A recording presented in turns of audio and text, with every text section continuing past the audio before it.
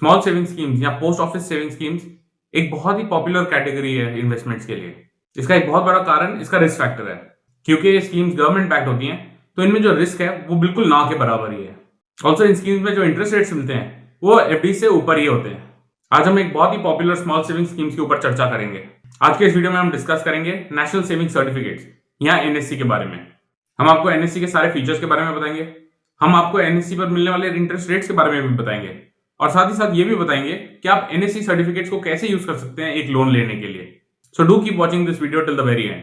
लेकिन आगे बढ़ने से पहले do take that 1 second to scroll down and subscribe to our channel. अब आप प्ले स्टोर से हमारा ऐप जेड फंड भी डाउनलोड कर सकते हैं। This is India's only investments app जहां आप देश के टॉप फाइनेंशियल एक्सपर्ट से सलाह लेकर इन्वेस्टमेंट्स कर सकते हैं। ऐप का लिंक हमने नीचे डिस्क्रिप्शन बॉक्स में भी दिया है। मैं हूं गौरव सेठ और आप देख रहे हैं जेड फंड्स। आज हम बात कर रहे हैं नेशनल सेविंग सर्टिफिकेट्स की। ये एक government of India saving scheme है जो कि इंडिया पोस्ट ऑफिस द्वारा ऑफर की जाती है। ये अकाउंट कोई भी इंडिविजुअल या तो एज ए सिंगल होल्डर खोल सकता है या फिर ये जॉइंटली भी खोला जा सकता है विद मैक्सिमम ऑफ 3 होल्डर्स। जो माइनस 10 साल की उम्र के नीचे के हों उनके लिए अकाउंट उनके गार्जियन खोल सकते हैं और 10 साल के ऊपर के माइनर्स ये अकाउंट अपने नाम में खोल सकते हैं। नेशनल सेविंग सर्टिफिकेट्स पहले 5 और 10 साल की मैच्योरिटी में मिलते थे, लेकिन दिसंबर 2015 में जो 10 साल मैच्योरिटी वाले पेपर्स हैं उनको रद्द कर दिया गया। अब इनकी मैच्योरिटी सिर्फ 5 साल की है, यानी आप जिस डेट पे डिपॉजिट करवाएंगे उस डेट से 5 साल बाद ये पेपर मैच्योर हो जाएंगे। नेशनल सेविंग सर्टिफिकेट्स आप किसी भी पोस्ट ऑफिस में खुलवा सकते हैं। ये अकाउंट खुलवाने के लिए आपको कुछ डॉक्यूमेंट्स की जरूरत पड़ेगी। सबसे पहला तो आपको एनएससी का एप्लीकेशन फॉर्म चाहिए होगा। दूसरा आपका रीसेंट फोटोग्राफ, आइडेंटिटी प्रूफ जैसे कि आधार कार्ड या पैन कार्ड, एक address proof, voter ID card, Aadhaar card, passport etcetera. जितना भी आपने अमाउंट डिपॉजिट करवाना है उतने का चेक या फिर कैश में वो अमाउंट। एनएससी में जो मिनिमम इन्वेस्टमेंट अमाउंट आप जमा करवा सकते हैं वो 1000 रुपए का है।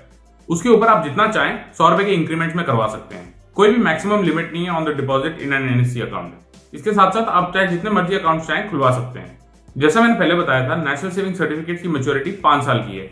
इस अकाउंट में प्री मैच्योर क्लोजर अलाउड नहीं है एक्सेप्ट अंडर सर्टेन सर्कमस्टांसेस, जैसे कि अकाउंट होल्डर की डेथ हो जाए तो, प्लेज्ड एनएससी सर्टिफिकेट जब्त हो जाए या फिर एक कोर्ट ऑर्डर के जरिए। एनएससी अकाउंट में ट्रांसफर फैसिलिटी भी अवेलेबल है।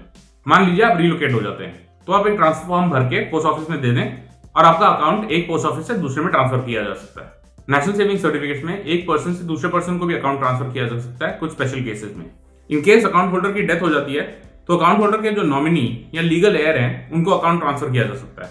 एक जॉइंट अकाउंट के केस में अगर किसी इंडिविजुअल की डेथ हो जाती है तो अकाउंट जॉइंट होल्डर को ट्रांसफर किया जा सकता है।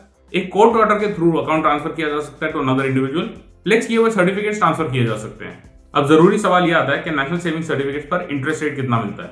ये बताने से पहले एनएससी के एक और बहुत इंटरेस्टिंग फीचर पर एक नजर डालते हैं। ये है प्लेजिंग ऑफ अकाउंट का फीचर। अगर आप एक लोन लेना चाहें तो आप अपने एनएससी के सर्टिफिकेट्स एज ए सिक्योरिटी गिरवी रखवाकर लोन ले सकते हैं। ऐसे केस में एनएससी सर्टिफिकेट्स जो लेंडिंग इंस्टीट्यूशन है या फिर जो बैंक है उसको प्लेज कर दिए जाते हैं until the end of the tenure of the loan.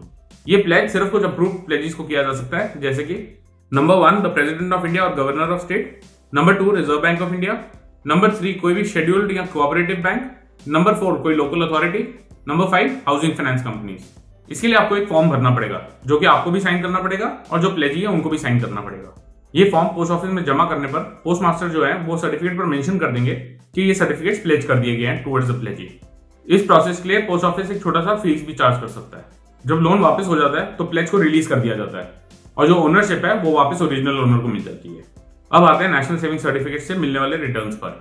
बाकी स्मॉल सेविंग स्कीम्स की तरह जो नेशनल सेविंग सर्टिफिकेट्स के इंटरेस्ट रेट्स हैं वो भी फाइनेंस मिनिस्ट्री द्वारा तय किए जाते हैं every quarter. For the quarter beginning January 2021 ये रेट 6.80% पर रखा गया है।